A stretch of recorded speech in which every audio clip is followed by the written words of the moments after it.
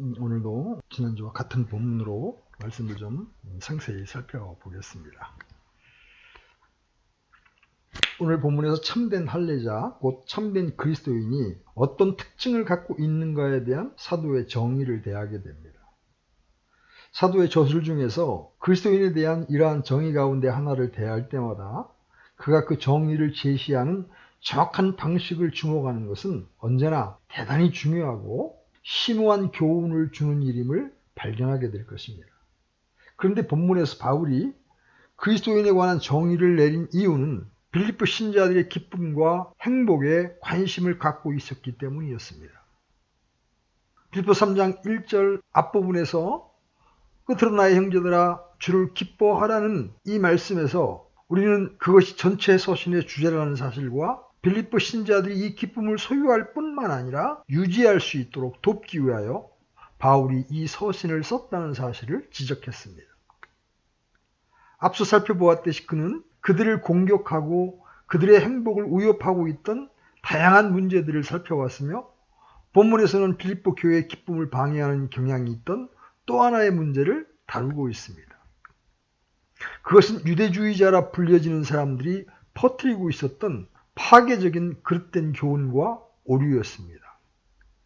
바울이 계속 보여주는 것처럼 참된 기독교를 구성하는 모든 것을 완전히 전복시키는 교훈과 교리를 그리스도의 이름으로 제시하면서 초기 기독교회들을 돌아다니던 사람들이 있었습니다. 이것이 바로 바울이 이 문제를 그렇게도 단호하게 다루고 있는 이유입니다. 그가 여기서 이 문제를 다루는 이유는 만일 빌립보 교회 신자들이 그들에게 제공되고 있었던 이 다른 교리를 믿는다면 그리스도 안에 있는 그들의 위치가 파괴될 것이라고 생각했기 때문이었습니다. 여러분은 바울이 이 주제의 중요성을 어떻게 보여주고 있는가를 주목하셔야 합니다. 그는 최소한 서로 다른 네 가지 방법으로 그렇게 하고 있습니다. 첫째로 그는 빌립보 신자들에게 그들에게 이미 말한 어떤 사실을 반복해서 말할 것이라고 말합니다. 너에게 같은 것들을 쓰는 것이 참으로 내게는 부담이 되지 아니하며, 사실상 바울은 언제나 중요한 내용들을 반복해서 말합니다. 여러분은 그것을 그의 모든 서신서에서 볼 수 있습니다. 그는 이 사람들에게 사실상 이렇게 말하고 있습니다. 나는 여러분이 내게서 이전에 여러 차례 들었던 것을 편지로도 다시 씁니다. 하지만 나는 내 말을 반복하는 데 대해서 아무런 부담을 느끼지 않습니다. 왜냐하면 그렇게 하는 것이 여러분에게 안전하기 때문입니다. 이것은 너무도 중요한 것이기 때문에 다시 말하지 않을 수 없습니다. 그리스도인들에게 있어서 자신들이 신앙의 기본적인 문제들에 있어서 완전히 옳고 명확하다고 생각하게 만드는 유혹보다 더 교묘한 유혹은 없습니다. 그들의 믿음은 완전하고 건전하게 보였습니다. 그러나 그들의 행동은 그들이 어떤 근본적인 것들에 있어서 잘못되었음을 매우 분명하게 나타내 주었습니다. 그러므로 복음의 으뜸과는 원칙들을 자주 일깨움 받는 것은 반드시 필요합니다. 진리에서 이탈하면서도 기본적인 것들에 있어서 올바르다고 생각하는 위험은 언제나 존재합니다. 바울은 자신의 말을 반복하고 있습니다. 그리고 그렇게 하는 데 대해 아무런 변명도 하지 않고 있습니다. 그리고 그가 이 주제의 커다란 중요성을 강조하고 있는 두 번째 방법은 조심하라는 단어를 3번에 걸쳐 반복하는 것입니다. 개들을 조심하고 악한 일꾼들을 조심하며 살을 베어내는 자들을 조심하라. 이것은 단지 사도가 지나치게 과장하고 있는 것이 아닙니다. 이 문제가 너무도 중요하기 때문에 바울은 이 사람들의 끔찍스러운 위험을 일깨우는 데 드는 어떤 수고도 감수할 수 있었던 것입니다. 그래서 바울은 조심하라, 조심하라, 조심하라는 벽보를 크게 붙여놓고 있습니다. 그렇게 반복함으로써 그들의 마음에 깊은 인상을 새기고 싶었던 것입니다. 그리고 나서 그는 이 그릇된 교사들에 대해서 강력한 표현을 사용함으로써 이 주제의 중요성을 강조하고 있습니다. 바울은 천성적으로 난폭한 사람이 아니었습니다. 사도행전에 나오는 그의 연설을 읽을 때 여러분은 그가 얼마나 점잖고 얼마나 예의 바르게 말하는 사람이었는가를 알 수 있습니다. 그는 쉽사리 사람들을 모욕하는 사람이 아니었습니다. 그리고 그가 본문에서처럼 강력한 언어를 사용할 때 거기에는 반드시 매우 합당한 이유가 있습니다. 그는 이 그릇된 교사들이 가르치고 있던 내용의 끔찍스러운 위험을 알고 있었기 때문에 그들을 개들이라고 부르고 있습니다. 그들은 거짓 교리로 교회를 찢고 파괴하면서 개들처럼 행동하고 있었습니다. 그리고 나서 바울은 그들을 악한 일들을 행하고 교회와 그리스도인을 실족시키며 분파와 분열을 초래하는 악한 일꾼들이라고 부르고 있습니다. 이것이 그들이 전파하고 있었던 교훈에 대한 바울의 평가입니다. 그리고 마지막으로 그는 그들을 살을 베어내는 자들이라고 부르고 있습니다. 이 사람들은 할례에 관해 이야기하고 있습니다. 할례는 신체의 일부를 절단하는 것이었습니다. 이들은 할례를 하나님의 백성의 표라고 가르쳤습니다. 그러나 바울은 반대로 우리가 곧 할례당이라고 말합니다. 이 표현의 강력함은 다시금 사도가 이 문제를 가장 중요한 문제로 간주하고 있다는 사실에 대한 놀라운 증거입니다. 그리고 나서 넷째로 바울은 무엇이 참된 그리스도인이 되게 하는지에 대해 긍정적인 진술을 제시함으로써 이 문제의 중요성을 강조하고 있습니다. 그는 1장 4절로 10절과 2장에서 발견되는 고상하고도 놀라운 일들을 말했던 사람들에게 편지를 쓰고 있습니다. 그런데 바울은 영적인 삶의 뛰어난 전문가였기 때문에 이 거짓 교사들의 교활함을 알고 있었습니다.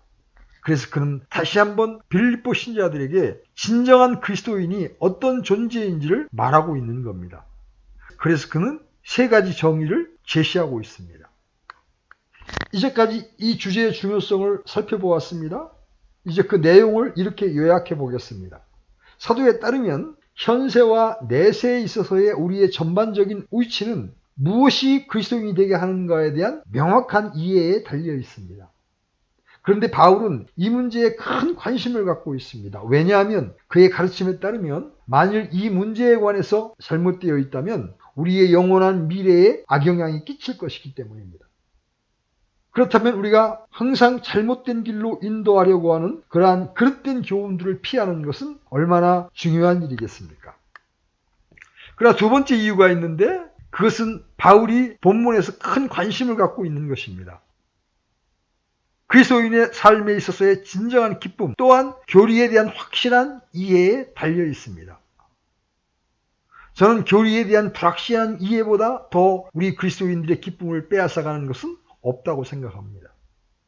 자기가 진정한 그리스도인이라고 믿지만 자기가 받아들인 교훈이 그릇된 것이기 때문에 바울이 이야기하고 있는 주님의 기쁨을 전혀 알지 못하는 사람이 많다는 것은 슬픈 일입니다. 그러므로 저는 사도 바울과 함께 이 주제에 여러분의 주의를 환기시켜 드리는 데 대해서 어떤 망설임도 없습니다. 제가 그렇게 해야 하는 이유는 우리 모두를 위해서 그것이 안전하기 때문입니다. 이제 사도는 앞서 상기시켜 드렸듯이 유대주의자들에 비추어 자신의 입장을 표현하고 있습니다. 유대주의자들은 그리스도를 믿는 것만으로는 충분하지 못하다고 가르치면서 돌아다녔습니다. 그들은 여러분은 유대인이어야 합니다. 할례를 받아야 합니다라고 말했습니다. 그리고 그 메시지를 가지고 새로 세워진 이방인 교회들을 방문했습니다. 그들은 여러분은 바울이 전파한 복음을 믿는군요. 하지만 그것으로는 충분하지 않습니다. 참된 그리스도인이 되려면 할례를 받아야 합니다. 성전 예배에 관해서도 알아야 합니다. 희생제사를 드리지 않을 수 없습니다.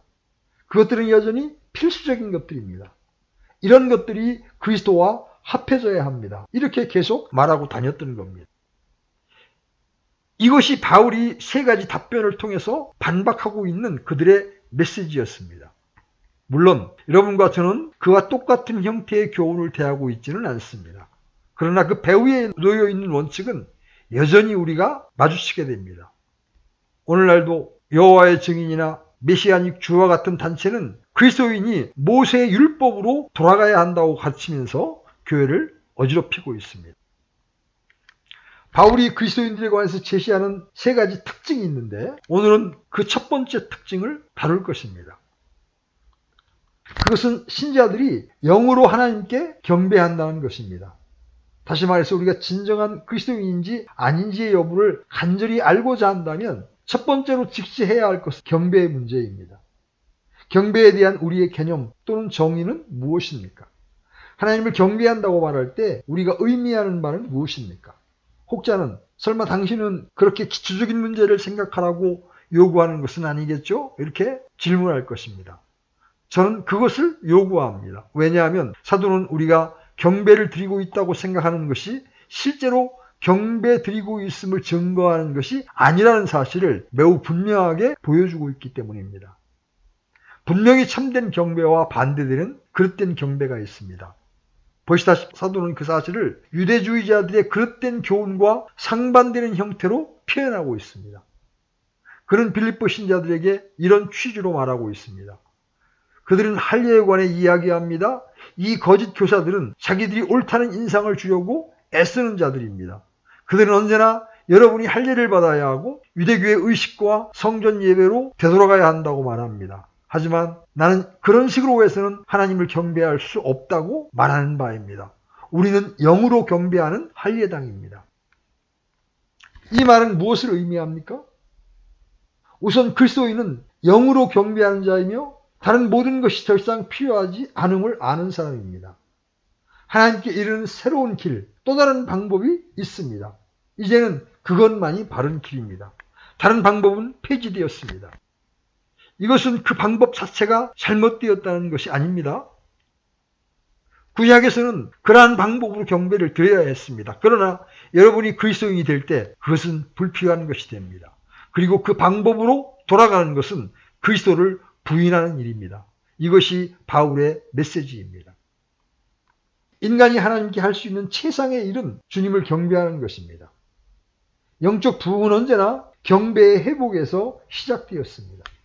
사람은 누구에게 어떻게 경배를 드리는가에 따라서 그 개인은 물론이거니와 나라의 운명이 좌우되었습니다. 하나님은 창조주로서 피조물들에게 받으시는 것이 있습니다. 주님은 이 세상을 창조하실 때 분명한 목적과 이유를 가지고 모든 것을 창조하셨습니다. 첫째는 하나님의 영광을 위하여 지으셨고, 둘째는 자신의 기쁨을 위하여 지으셨고, 셋째는 찬양을 보여주시려는 목적으로 지으셨습니다. 이 모든 것을 합쳐서 우리가 해야 할 일이 경배입니다.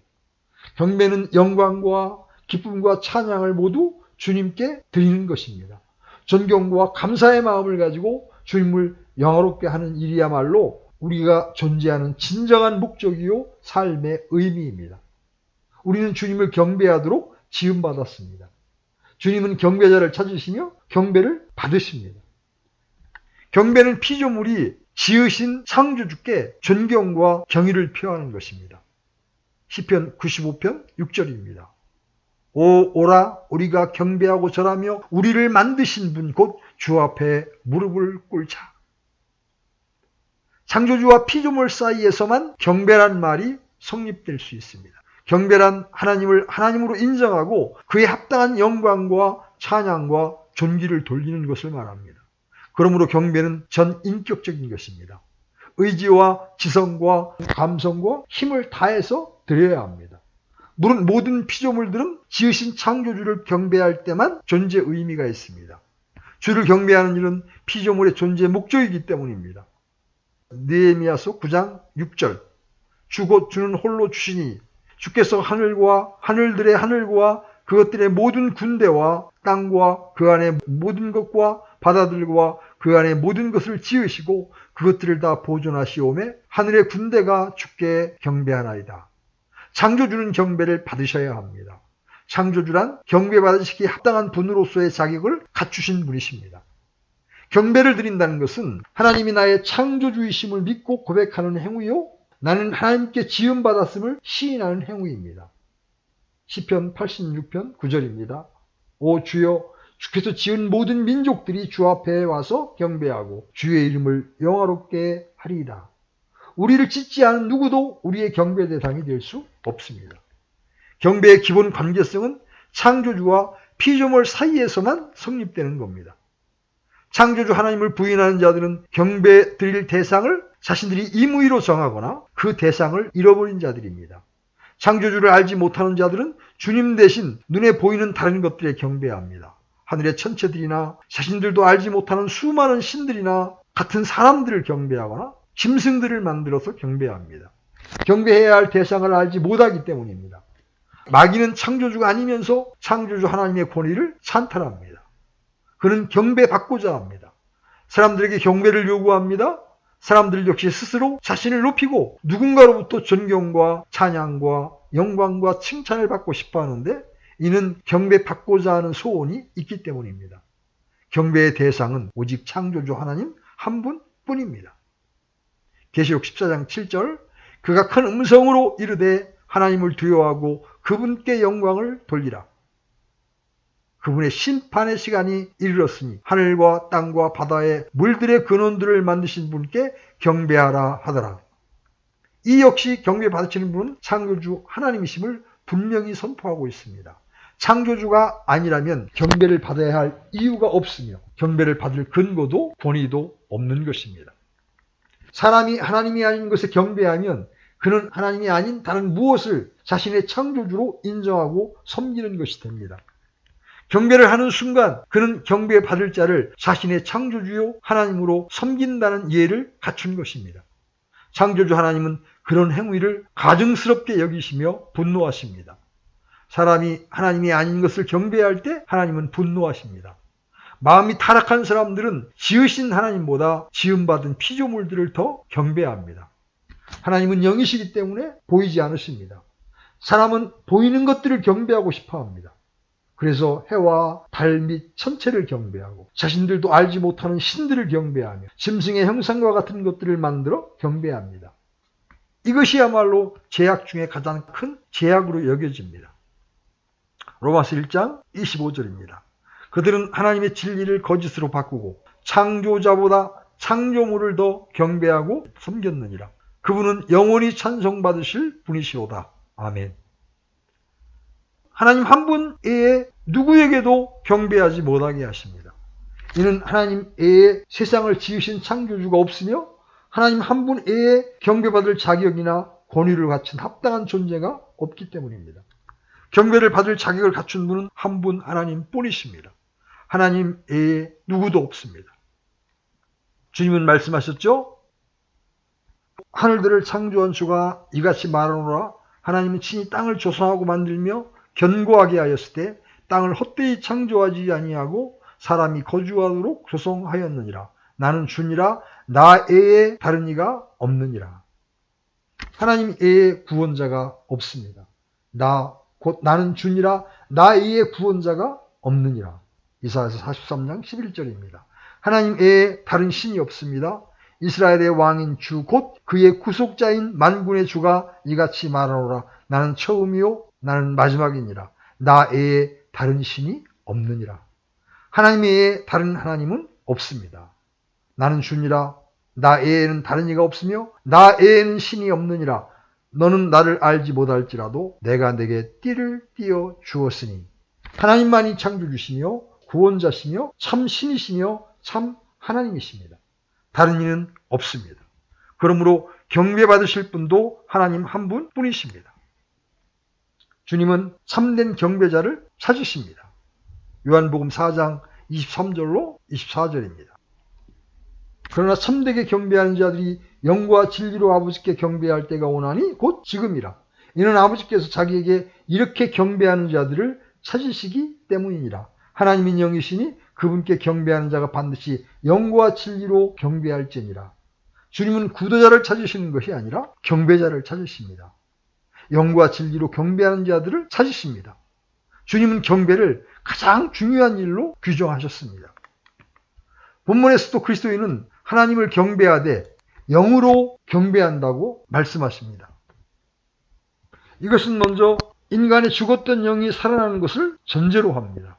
영이 죽은 상태에서 하는 모든 종교적 행위는 다만 죽은 행위이기 때문입니다. 복음을 통하여 살아난 영만이 성령의 임재 가운데 하나님께 경배할 수가 있는 것입니다. 그러므로 거듭나지 않은 종교인들이 하는 것은 참된 경배가 될 수 없습니다. 또한 하나님은 진리이시기 때문에 진리에 따라 경배를 받으십니다. 그러나 사람은 자신들이 정한 대로 경배하고 싶어 합니다. 진리란 성령님과 하나님의 말씀을 의미합니다. 성령의 임재와 인도 아래 하나님의 말씀을 따라 순종하는 삶을 사는 것이 진리로 경배하는 것입니다. 한 걸음 더 나아가 경배란 주님을 섬기는 것을 포함합니다. 주님은 사탄에게 시험받을 때 이 점을 분명하게 선포하셨습니다. 마태복음 4장 10절입니다. 이에 예수님께서 그에게 이르시되 사탄아 너는 여기서 물러가라. 기록된 바 너는 주 내 하나님께 경배하고 오직 그분만을 섬길지니라 하였느니라 하시더라. 경배는 피조물이 창조주께 드리는 영광과 존귀, 찬양입니다. 경배와 병행하여 쓰이는 단어는 섬기다입니다. 섬김이란 단어는 늘 경배란 말과 동행합니다. 경배는 섬김을 내포하고 있습니다. 성경을 통독해 나가다 보면 경배란 말 앞뒤에는 거의 섬김이란 말이 나오는 것을 볼 수 있습니다. 경배는 섬김과 동반합니다.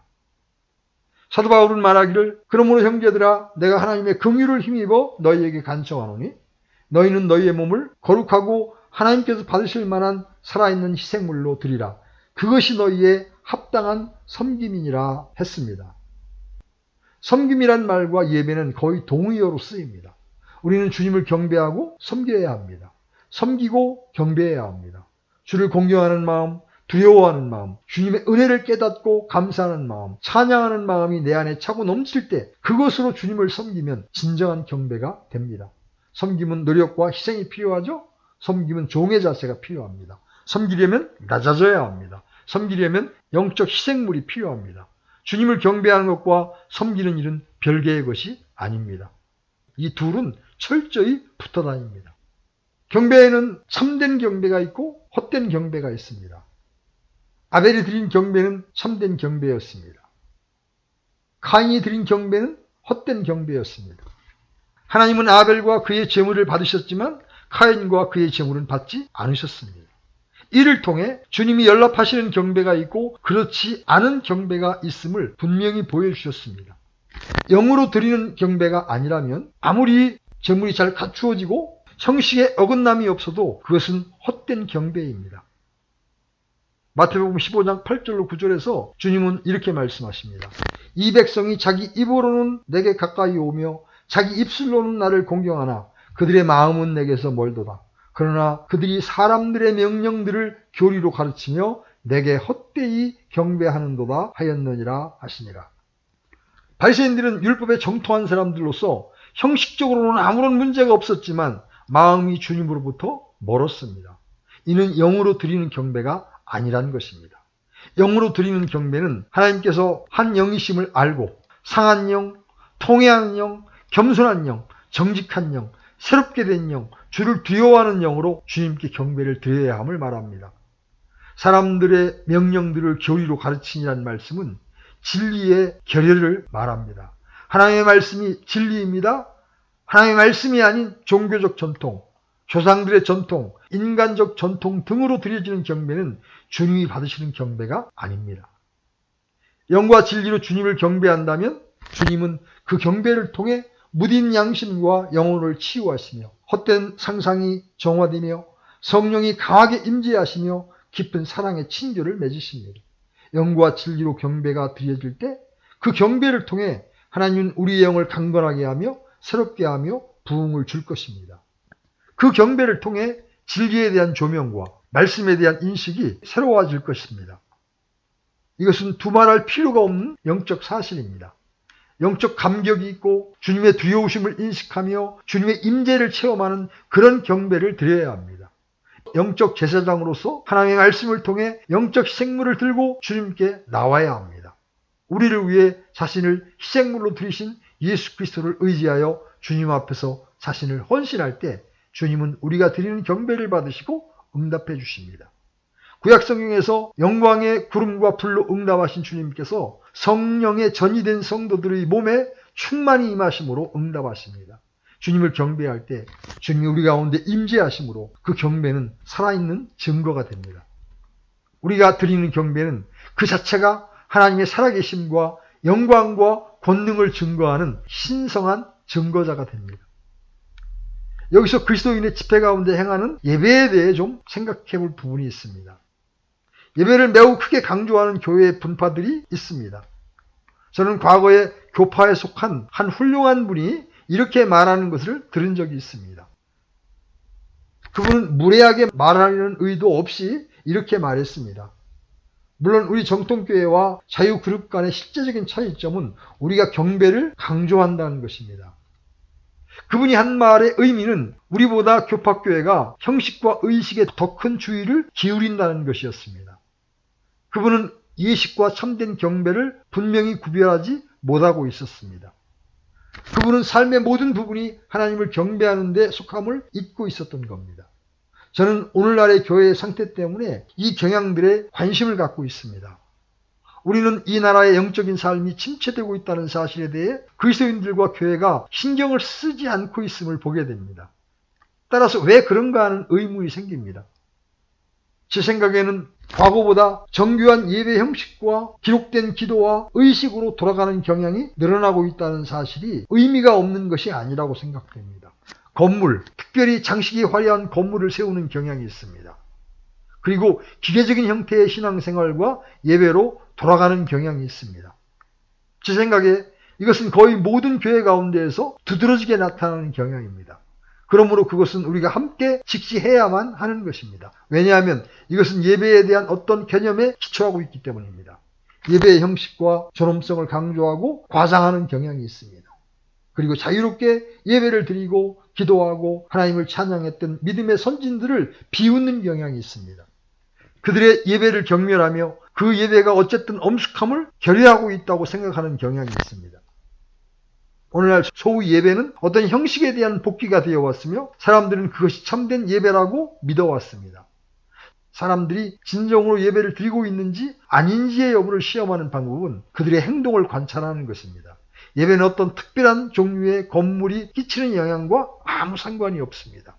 이교 신전에 있는 이교도가 엄청난 느낌을 가질 수 있을 것입니다. 하지만 그것이 참된 예배일까요? 다시 말해서 그것은 겉모습을 실제로 착각하는 것입니다.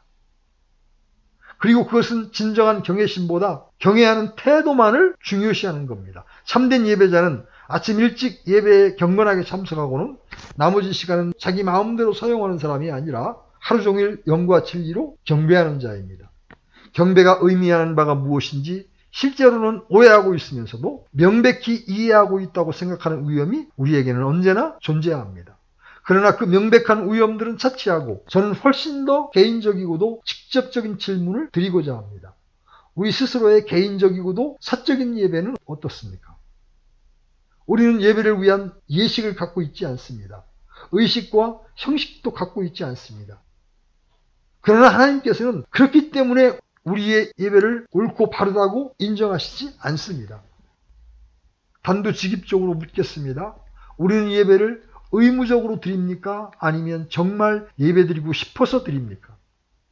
예배드리는 것이 고역이라고 생각이 됩니까? 아니면 자발적으로 하고 싶어 드립니까? 아시다시피 사도는 그리스도인들을 성령의 역사하심의 결과로서 예배하는 사람들로 정의하고 있습니다. 그리고 그 결과 하나님을 예배하는 것은 더 이상 의무가 아니라 욕구가 되는 것입니다. 둘째로 약간 다르게 표현하자면 영으로 예배한다는 것은 우리가 억지로 하나님께 예배드리는 것이 아니라 마음이 감동되고 인도함을 받는 것을 인식하고 예배드리는 것을 의미합니다. 이것은 엄밀한 시험이 아닙니까? 우리 중 대부분은 예배하러 억지로 가는 것이 어떤 것인지를 잘 알고 있습니다. 그런 일은 이미 우리가 어린아이였을 때 경험했습니다. 그리고 나이가 들어서도 부모의 강요나 어쩔 수 없이 해야 할 일이라는 생각 때문에 억지로 교회에 가게 될 수도 있습니다. 우리는 교회에 가기를 원치 않았습니다. 거기에는 강박관념이 있었습니다. 그리고 우리는 그 강박관념에 굴복했었습니다. 그러나 이렇게 해서 예배드리는 것과 우리 안에서 우리를 재촉하고 격려해서 마음이 움직이고 인도함을 받는 것을 인식하고 예배드리는 것 간에는 엄청난 차이가 있지 않습니까? 당연히 해야 하는 일이기 때문에 기계적으로 침대 곁에서 무릎 꿇는 것과 성경을 읽거나 길을 걷거나 묵상할 때 임하는 체험 간에는 엄청난 차이가 있습니다. 그때 우리는 감동을 받고 마음이 움직이게 되며 성령의 인도하심을 깨닫게 됩니다. 이렇게 내적으로 마음이 움직이고 사로잡혀 인도함을 받고 있음을 의식하는 것이 영으로 드리는 예배의 특징입니다. 영으로 예배하는 것은 차갑고 형식적인 것이 아닙니다. 그것은 언제나 따뜻하고 사랑이 넘치며 자유롭습니다. 여러분은 바울이 로마 교회에 편지를 썼을 때 그 사실을 어떻게 표현하고 있는지 기억하실 것입니다. 그는 이렇게 말합니다. 로마서 5장 5절입니다. 소망이 우리를 부끄럽게 하지 아니함은 우리에게 주신 성령님에 의하여 하나님의 사랑이 우리 마음에 넓게 부어졌기 때문이니. 만일 성령이 우리 안에 계시면 우리 안에는 반드시 하나님의 사랑이 존재해야 합니다. 우리는 이 같은 하나님의 사랑을 소유하여 우리의 기도가 차갑고 형식적이며 단지 미사여구만을 드러내는 것이 되지 않도록 해야 합니다. 차갑고 형식적인 것은 영으로 드리는 예배의 특징이 아닙니다. 예배에는 따뜻함이 있어야 합니다. 느낌과 일종의 마음의 흥분이 있어야 합니다. 자유가 있어야 합니다. 우리는 예배를 드릴 때 찬양에 몰입하는 것이 어떤 것인지를 알아야 합니다. 그것은 냉랭한 형식주의가 아니라 성령께서 주시는 열정입니다. 그러면 그것을 훨씬 더 구체적으로 표현해 보겠습니다. 우리는 영으로 예배하면 할수록 점점 더 수단에 의지하지 않게 됩니다. 제가 말하는 수단은 건물, 의식, 성직자들 또는 다른 사람들까지를 포함합니다. 성인들의 자서전, 즉 로마 카톨릭 교회를 결코 떠난 적이 없지만 그럼에도 불구하고 철저하게 복음주의적이었던 것으로 여겨지던 사람들의 이야기를 읽어보십시오. 예외 없이 여러분은 사람들이 실제로 하나님을 알게 되고 복음주의적인 의미에서 예배하게 될 때 기록된 기도와 예식과 형식을 버리고 마음으로부터 기도하기 시작하는 모습을 발견할 수 있습니다. 그들의 기도가 즉흥적인 기도가 되는 것입니다. 여러분은 이런 모습을 18세기의 감리교 부흥의 내용에서 발견할 수 있습니다. 저는 아마도 우리가 형식적인 교회 모임보다는 기도 모임에서 하나님을 예배하는 것이 더 쉽다는 사실을 발견하게 되리라고 생각합니다. 그리고 우리가 점점 더 영적이 되면 될수록 친구들을 점점 덜 의존하게 되며 하나님과 혼자 있을 때 동일한 자유를 알게 될 것입니다. 자, 논의를 더 발전시켜 봅시다.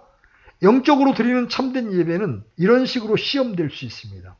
영으로 하나님을 경배하는 사람은 하나님을 철학적 개념, 멀리 떨어진 추상적인 존재로 생각하지 않습니다. 영으로 경배하는 사람은 하나님의 임재를 인식합니다. 그는 하나님이 자기 곁에 계심을 압니다. 만일 그가 영의 인도를 받는다면 그는 언제나 전능하신 자의 임재 가운데 존재함을 인식합니다.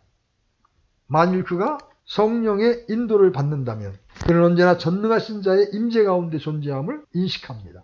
이것이 참된 경배에 대한 놀라운 시금석입니다. 이제 마지막 사실을 말씀드리겠습니다. 저는 이것이 최고로 중요한 것이 되리라고 생각합니다. 우리는 한편으로는 경외심과 경건한 두려움을, 또 한편으로는 아버지라고 부르짖는 양자의 영을 갖고 있어야 영으로 하나님을 예배하고 있다고 확신할 수 있습니다. 저는 제가 이제까지 말한 모든 것에 동의하실 분들이 있기 때문에 그 사실을 강조하고 싶습니다. 그들은 이렇게 말할지도 모릅니다. 당신이 예식과 형식과 애관에 관해 말하는 것은 전적으로 옳습니다. 나는 당신이 말하고 있는 예배의 자유를 믿습니다. 그러나 그들은 자유로운 예배를 자주 큰 목소리로 부르짖는 것이나 탬버린을 흔들어대는 것으로 생각합니다. 그것이 진정한 예배라고 생각하는 것입니다. 그러나 예식과 형식과 의식의 반대가 육신적인 것들이 아니라는 것입니다. 참된 영적 예배는 육신적 풍속에 있지 않습니다. 영으로 예배하는 사람은 우리 주님께서 사마리아 여인에게 하신 말씀을 인식해야 합니다. 하나님은 영이시니 경배하는 자가 영과 진리로 경배할지니라.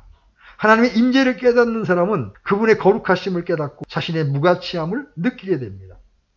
저는 그분의 존전에 무턱대고 나아갈 수 없습니다. 쉽게 허물을 털어놓을 수도 없고 부르짖을 수도 없습니다. 육신을 의뢰할 수 없습니다. 그렇습니다. 히브리서 기자가 표현하고 있듯이 공경하는 마음과 두려움이 있어야 합니다. 그렇지만 그와 동시에 우리는 다시 무서워하는 종의 영을 받지 아니하였고 양자의 영을 받았으므로 아버지라 부르짖습니다. 그것이 궁극적이고도 참된 영적 예배입니다. 저는 하나님의 거룩하심을 깨닫습니다. 그래서 공경하는 마음과 두려운 마음을 가지고 하나님께 나아가지만 그와 동시에 그분이 나의 아버지이심을 알고 그분께 아버지라고 말씀드립니다. 저는 그분이 단지 추상적인 존재가 아님을 알고 있습니다. 그리고 그분이 아버지의 사랑으로 나를 사랑해 오셨으며 나를 구원하시기 위해서 아들을 십자가에 보내셨음을 알고 있습니다. 그분은 내 머리털까지 세신 바 되었을 정도로 내게 관심을 갖고 계십니다. 그분을 떠나서는 내게 어떤 일도 일어날 수 없습니다. 자, 이런 것들로 우리 자신을 검사해 봅시다. 우리의 경배가 그와 같습니까? 우리는 영으로 경배를 드리고 있습니까? 아니면 단지 형식적으로 드리는 것에 불과합니까? 매일 기도하고 성경을 읽고 있습니까? 성령께서 우리를 다루고 계심을 알고 있습니까? 인도하심을 받고 있음을 인식하고 있습니까? 하나님의 영으로 인도함을 받는 자들이 하나님의 자녀들입니다. 그분은 인도하시고 자유를 주시며 사랑을 베푸십니다. 우리는 하나님을 알고 사랑하며 아바, 아버지라 부를 수 있습니다. 하나님께서는 경배에 대한 일부 그릇된 개념을 의지하는 것을 금하십니다. 유대주의자들이 할례와 성전 제사와 율법을 지키는 것을 하나님을 바르게 경배하는 것으로 가르쳤다면, 이제 바울은 우리가 영으로, 거듭난 영으로 성령 안에서 하나님의 말씀을 따라 경배하는 우리가 참된 경배자라고 말해주고 있는 것입니다. 오늘은 본문에 나타난 그리스도인의 세 가지 특징 중에 첫 번째, 참된 할례당이란 영으로 경배하는 자라는 주제로